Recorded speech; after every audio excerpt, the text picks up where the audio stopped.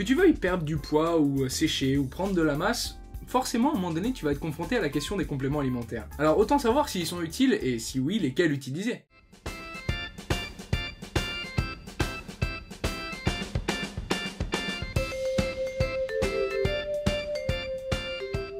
Quand tu vas à la salle ou qu'au quotidien tu entends des personnes parler des cocktails de compléments alimentaires qu'ils utilisent, je pense qu'il est important de se poser la question de leur utilité. Et honnêtement, pour la plupart des personnes, les compléments alimentaires sont inutiles. Tout est dans le nom. Complément alimentaire qui vient compléter ton alimentation. Pour faire simple, que tu veuilles perdre du poids, sécher ou prendre de la masse, 70% du résultat final que tu vas obtenir est lié à ton alimentation purement et simplement. La qualité d'alimentation, la quantité, la fréquence, etc. 20% du résultat final pour le même objectif va être lié à ton activité physique. Sport collectif, cardio, muscu, peu importe. Et seulement 5 à 6% du résultat va nécessiter la prise de compléments. Le reste, c'est lié à la génétique de chacun. En d'autres termes, tout le monde peut avoir le physique dont il rêve, seulement en faisant attention à son alimentation et à avoir une activité physique régulière. Et quand tu entends Gérard qui te dit qu'il n'arrive pas à changer son physique parce que monsieur a une ossature lourde, mais j'ai envie de lui dire, mais pourquoi pas? Mais il peut avoir une ossature lourde et quand même peser 20 kilos de moins, avec une technique adaptée et un petit peu de sérieux. En vrai, on sait tous qu'il a la flemme. Attention, certaines personnes ont de réelles maladies qui les empêchent de faire telle ou telle chose. Mais là on parle de 1% de la population, donc pas toi et certainement pas Gérard non plus. Tout ce que tu as déjà dit qui t'empêchait d'atteindre ton objectif, bah c'est dans ta tête. La seule chose qui t'en empêche, au fond, c'est toi.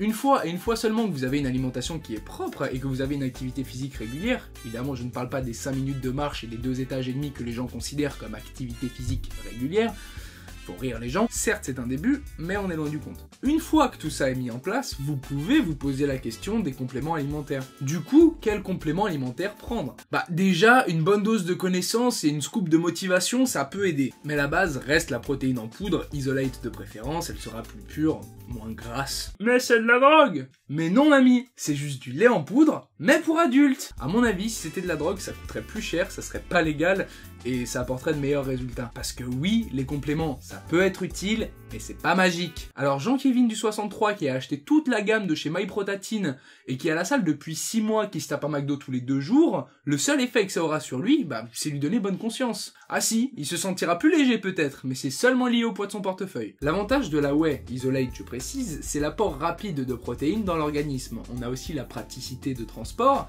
et le faible coût du gramme de protéines par rapport au prix, ce qui est idéal pour l'après-séance ou le petit déjeuner par exemple. Voilà, pas plus. Si tu veux des protéines, casse des boîtes de thon avec tes poings, ce sera plus efficace. Hashtag déjà fait. Ce qui peut être utile aussi, c'est la créatine, car elle va être compliquée à avoir dans une alimentation classique. Elle va permettre un développement musculaire beaucoup plus rapide. À prendre quand on veut, hein, tant qu'on la prend dans la journée, en prise de masse, c'est pas mal. Bon, il y a des débats dessus, avant la séance, après la séance. Bon, globalement, honnêtement, c'est de l'enculage de mouche, on s'en fout.